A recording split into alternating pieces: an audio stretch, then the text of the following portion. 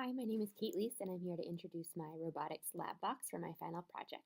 I chose to make a digital version of the lab box because I thought that that would be the best place to put all of the materials um, in because the projects that I chose involve a lot of the stuff is online anyway, or would require a lot of materials that I didn't necessarily have all in one place at one time. So I chose to make my lab box digital.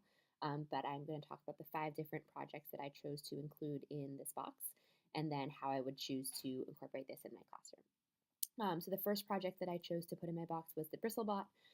That is one where my BristleBot was not particularly successful, so I had thrown away the materials because it didn't work.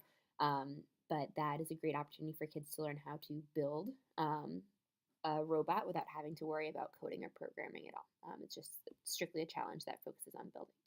The second challenge that I did was with the snap circuit set. And this was an opportunity for a little bit more creative building. Um, and it got into the idea of precision and making sure that you follow directions correctly when you are building something in computer science, but it didn't actually involve any programming. The third project that I chose was using Scratch, which is strictly an online program.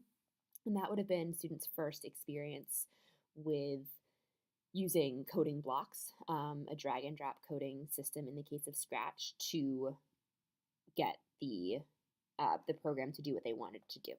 And so I thought that was a logical progression from these ideas of building and using precision in building to then using that same precision when you were having to code a project in Scratch. My fourth and fifth projects both had to do with First Lego League, which is an after-school robotics team. And so they both involve a EV3 Lego Mindstorms robot like this one that can be built to a whole bunch of different ways depending on what you want to do. So this particular one, some of my students have built to have a hook to pick things up on the robotics field.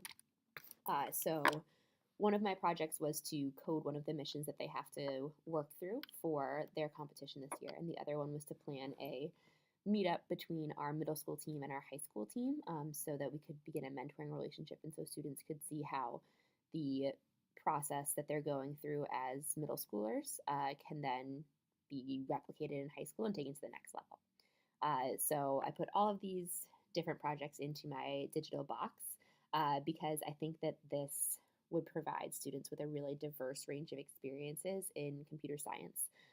They would get to see how building works, how coding works, how things like cooperative problem solving and challenge-based learning can encompass all of these different things and really get a diverse experience with computer science. At my school, we do teach computer science. As you can see behind me, we have our computer science standards up on the wall. But we can teach computer science to everybody from grades 1 through 10. But the way that computer science curriculum works, it's just one program or one kind of platform for a year.